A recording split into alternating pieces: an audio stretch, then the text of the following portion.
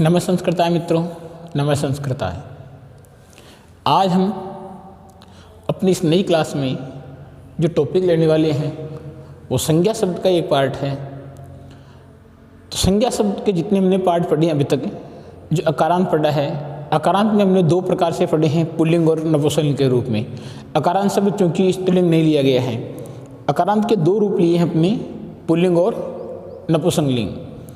अगला जो पार्ट था अपना वो था आकारांत, और आकारांत शब्द का जो हमने रूप लिया है वो स्त्रीलिंग के रूप में लिया है। उसके बाद हमने दो इकारांत शब्द ले लिए। वो इकारांत शब्द जो हमने लिए अभी तक वो हमने पुल्लिंग और स्त्रीलिंग दो प्रकार से लिए हैं। अब रही बात अकारांत, आकारांत, इकारांत, ये तीन प्रकार के शब्द हमने पढ़ लिए हैं। तो तीनों प्रकार के जो शब्द वो संज्ञा शब्द हैं। अब संज्ञा शब्द इसलिए इनको बताया गया है क्योंकि ये किसी न किसी चीज़ का नाम है। अगर हम कक्षा को नाम से पुकारते हैं तो कक्षा का नाम पुकारते ही हमारे दिमाग में आते कि कक्षा वो स्थान होती है जहाँ पर कि विद्यार्थी बैठ करके अध्ययन करते हैं, एक स्कूल का पार्ट होती है। अगर हम लता का नाम लें तो लता या तो किसी बालिका का नाम हो सकता है या लता फिर बेल को बोलते हैं। तो दो प्रकार से हम लता को जान सकते हैं कि लता क्या चीज़ है। अगर हम नाम ले लें, मान लीजिए बालिका या कन्या, तो कन्या के नाम से जानते कि जरूर स्त्रीलिंग शब्द होता है क्योंकि कन्या का मतलब एक बालिका ही होती है।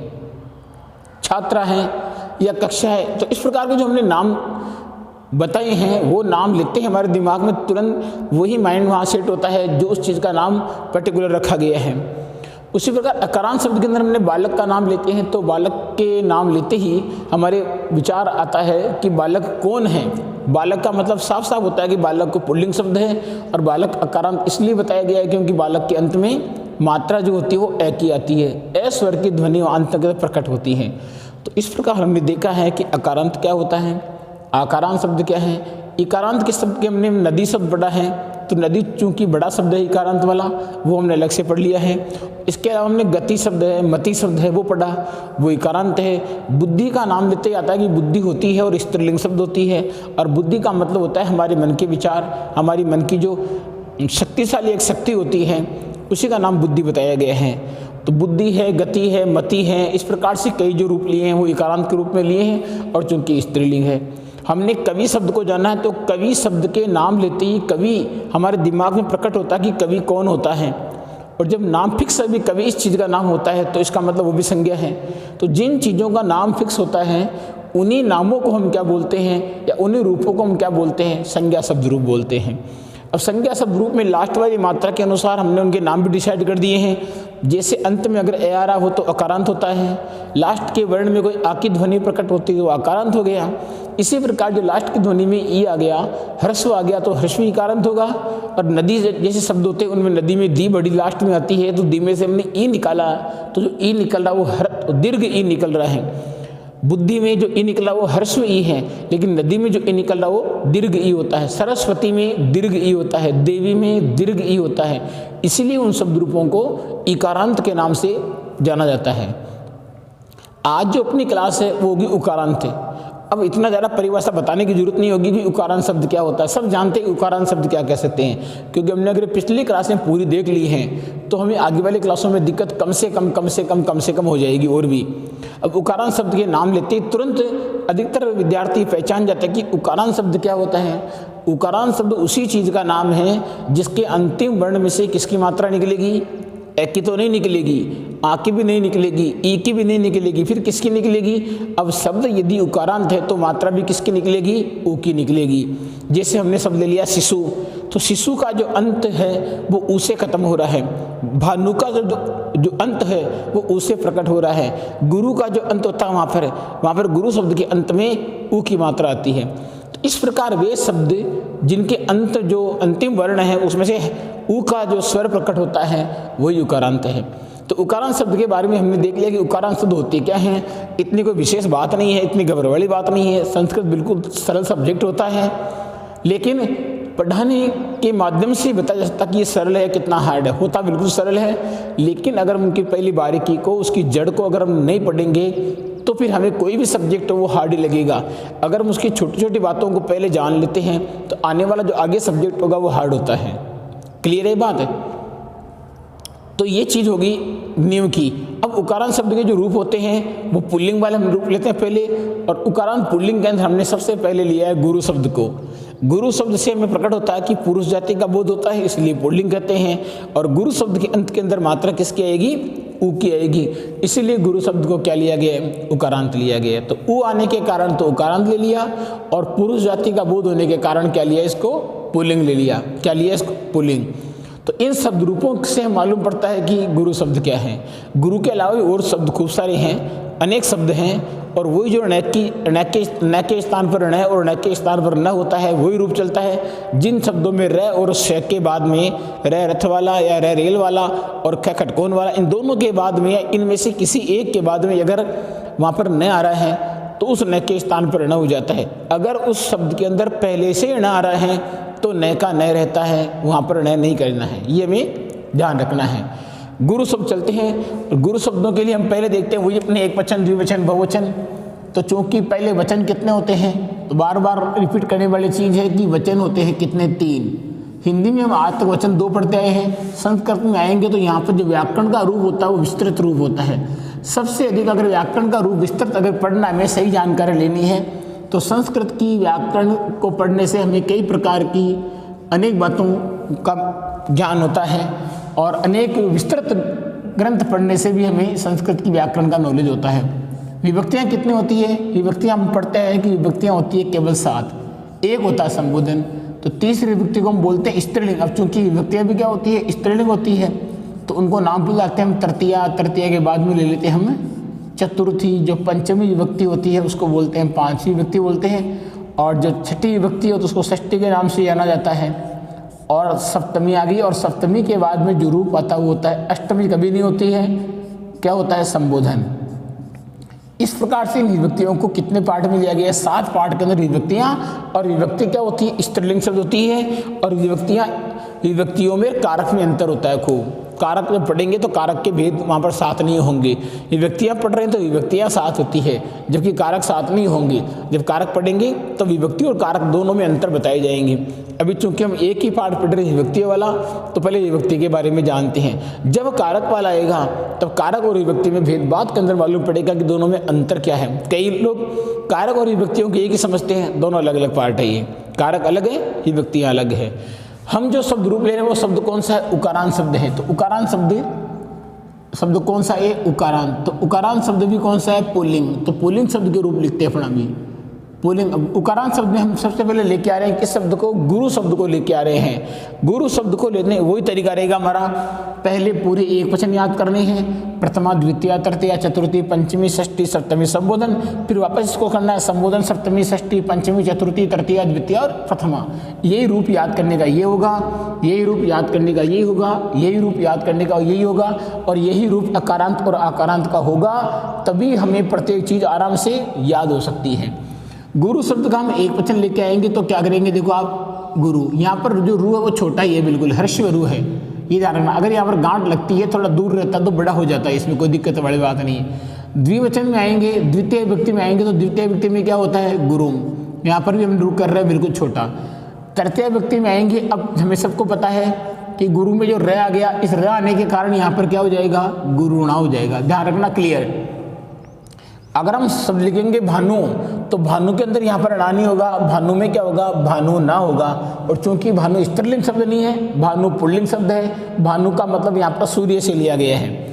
गुरु शब्द की चतुर्थ विभक्ति आती है, यहाँ पर थोड़ा सा अंतर देखो, यहाँ पर रू कोई अंतर नहीं हुआ है, यहाँ पर रू कोई अंतर नहीं हुआ, केवल मैं लगा है। यहाँ पर रू अंतर हुआ है तो न या तो लगेगा ना या लगेगा ना, यहाँ पर अंतर हो गया। यहाँ पर जो रू था उस रू का क्या हो जाएगा? रे, और रे के बाद में जो लगेगा वो क्या लगेगा? वे।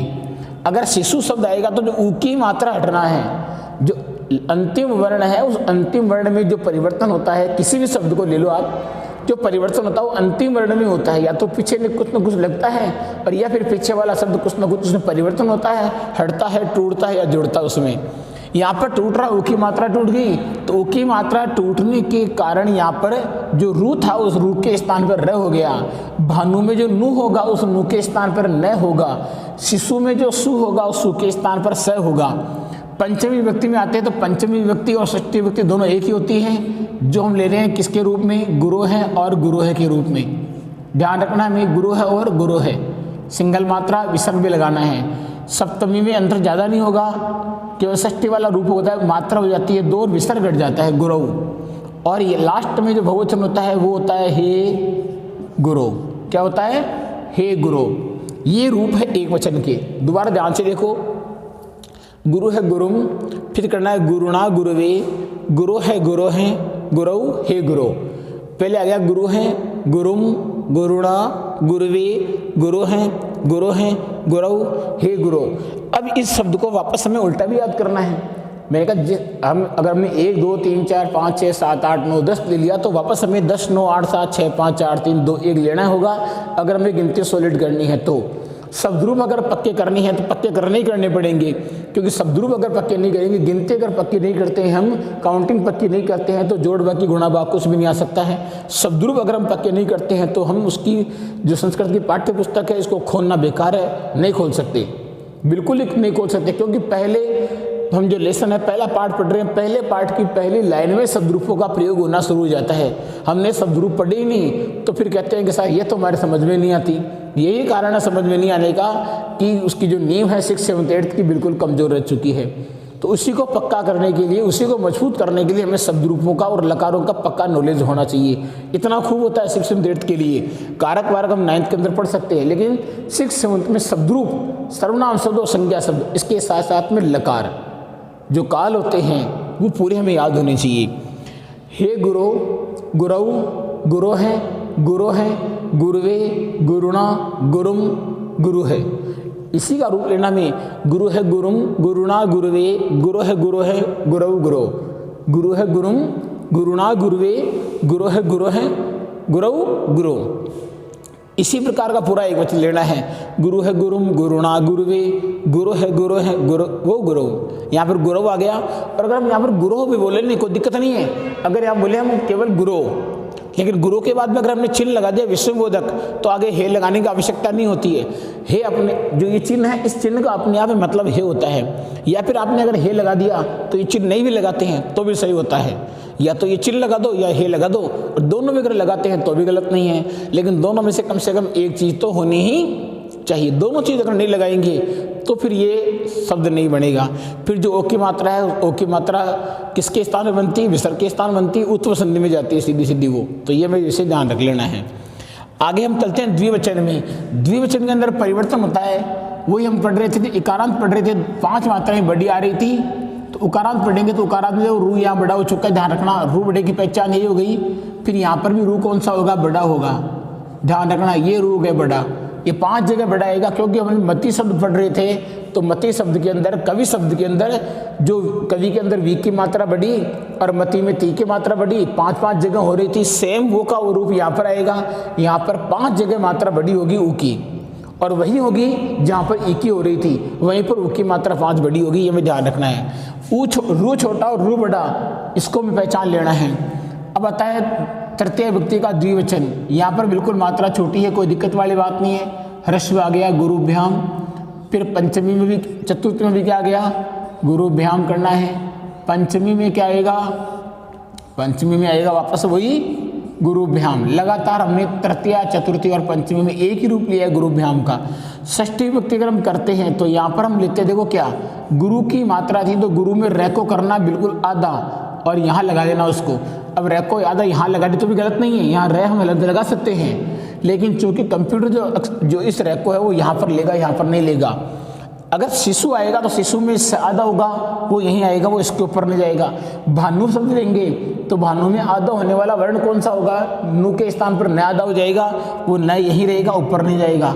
ऊपर जाने वाला केवल एक रै होता है। अगला शब्द लेंगे हम तो वो भी क्या आ रहा है इसमें? क्या लेंगे? यहाँ पर विसर्ग ले सकते हैं, बिल्कुल लेंगे। और यहाँ पर भी आ गया गुरुवो है। ठीक है, दोनों जगह सेम ही चीज़ है, गुरुवो है और गुरुवो है। ये विशेष हमें ध्यान रखना है। यहाँ पर मात्रा आदि कर दी है और आदि मात्रा के साथ ने विसर्ग लिए हैं। यहाँ पर भी आदि मात्रा ली है और आदि मात्रा के साथ हमने क्या लिया? विसर्ग लिया है। भानु शब्द के अंदर ये लेंगे भानुवो है, भानुवो है। और किसमें? रिपु शब्द ये लेंगे रिपु है, रिपु है। शिशु मिलेंगे शिशवो है, शिशवो है। जो स होगा वो आधा होगा। रिपु शब्द में आधा क्या होगा? पै होगा। भानु शब्द में आधा क्या होगा? न होगा।